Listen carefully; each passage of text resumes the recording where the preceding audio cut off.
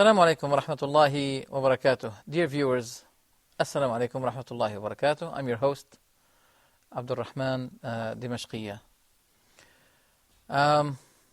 We welcome you into this episode series of the book, or benefited from the book called The Benefits for Ibn Al-Qayem.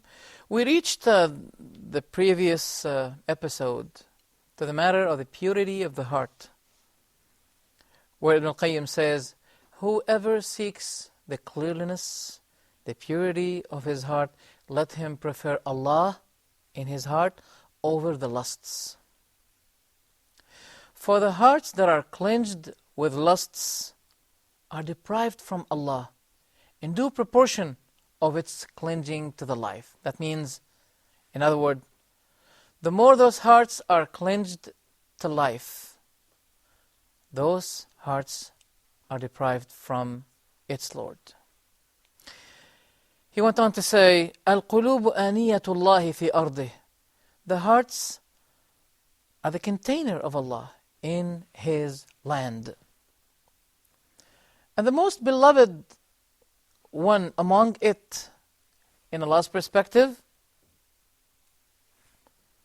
are the most pure one among them. شَغَلُوا قُلُوبَهُمْ فِي الدُّنْيَا. They have busied their hearts in this life. They made their hearts busy in this life. وَلَوْ شَغَلُوهَا بِاللَّهِ وَالدَّارِ الْآخِرَةِ. If they made these hearts busy in Allah and the hereafter, لَجَالَتْ فِي مَعَانِي كَلَامِهِ وَآيَاتِهِ. It will be filled with Allah's signs and the understanding of His words. And it will return to the owners of those hearts with wisdom and benefits. Then he went on by saying, خَرَابُ الْقَلْبِ مِنَ الْغَفْلَةِ. The devastation, the destruction of the heart is because of the heedlessness. And to reconstruct those kinds of hearts, those hearts can be reconstructed by fearing Allah and remembering Him. إِذَا غُذِّيَ الْقَلْبُ بِالتَّذَكُّرِ. If the heart is nourished with remembering Allah, وَسُقِيَ بِالتَّذَكُّرِ, and it will be given water. This heart can be given water of thinking about Allah. وَنُقِيَ مِنَ الْغِلِّ. And it will be filtered, purified, cleansed from any kind of hatred. It will be able at that moment to see the wonders. And it will be inspired wisdom. It will be inspired the wisdom. Not anyone that has sort of knowledge is one of its people. He is not one of the people of knowledge. But the people of knowledge, the people of wisdom, are those who have revived their hearts by killing their desires. I repeat that once again. The real people of knowledge and wisdom are those people who have killed their desire, and by the killing of their desire, they have revived their hearts. But as for he who had killed his desire, who had killed his heart by reviving his desire, the knowledge and wisdom has no place, no room on his tongue. If the hearts abstain themselves from the tables of life, lively tables, that means those hearts will be turning their backs to the lively tables. It will be able to sit down on the table of the next life. But if it had accepted, if those hearts are contented with the tables of life, it may miss the tables of the hereafter, the next life. The loving of Allah will never penetrate the heart that is filled already with the loving of life. Until, or unless, that means it's impossible, unless it becomes no more impossible for the camel to enter through the hole of the needle. If the camel is able to enter the needle through its hole, then this kind of heart will be allowing the loving of Allah to penetrate or to get into itself and into him. In other words, it is impossible for the heart to welcome or to contain the loving of Allah when it's already containing the loving of the life. This is impossible. Unless it becomes no more impossible for the camel to enter the hole of the needle, well, that's something else. If Allah loves a person, a servant, He will allow him to become devotee, to devote himself to Him, the Almighty. And He will let His concern being busy in Allah and the hereafter, rather being busy with the life and its concerns.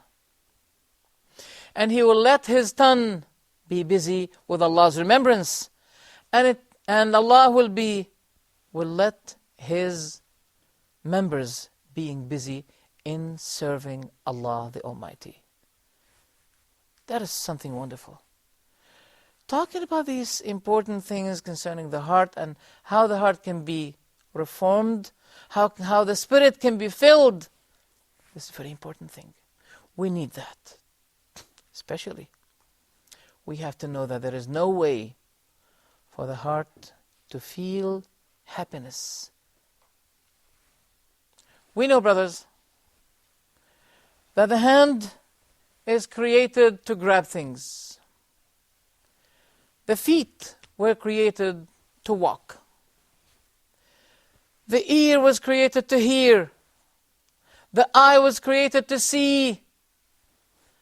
But the heart was created to love Allah only. And that heart can never enjoy this kind of happiness when it does not love Allah. And it cannot love Allah when this kind of heart is busy with this life.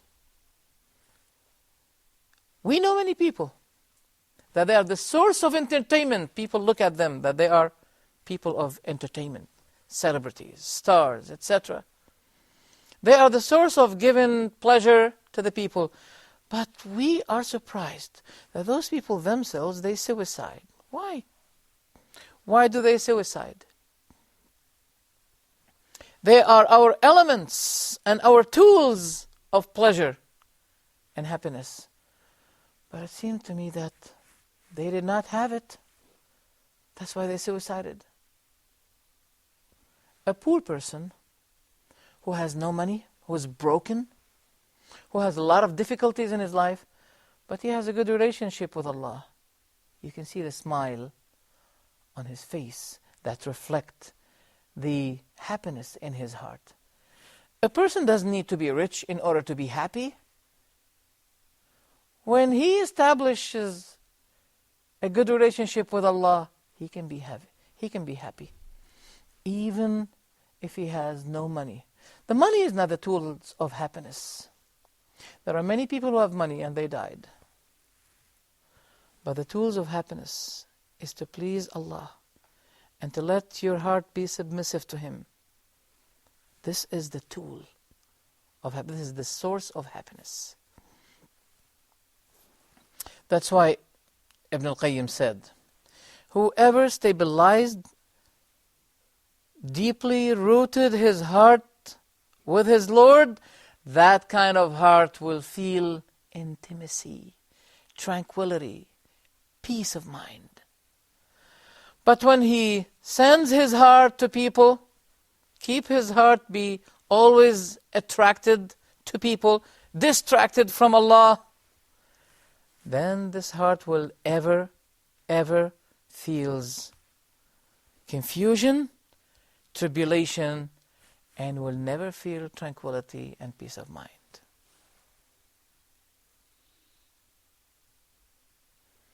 And this will be taking us to another topic, where Ibn Al-Qayem said, مَنْ عَظَّمَ وَقَارَ اللَّهِ فِي قَلْبِهِ, whoever glorify the dignity of Allah in his heart,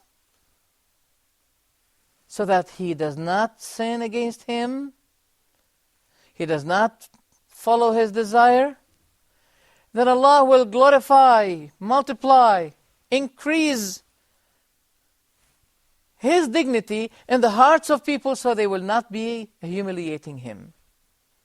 Well, it took long for me to translate this beautiful term with my terrible English. I'll repeat it in Arabic, then I'll retranslate it or rephrase it. من عظم وقار الله في قلبه أن يعصيه وقره الله في قلوب الخلق أن يذلوه. How great is this? Whoever feels the greatness of Allah, which is increasing in his heart, and that kind of glorifying Allah's dignity in the heart, so it will cause him to stop sinning or committing bad deeds.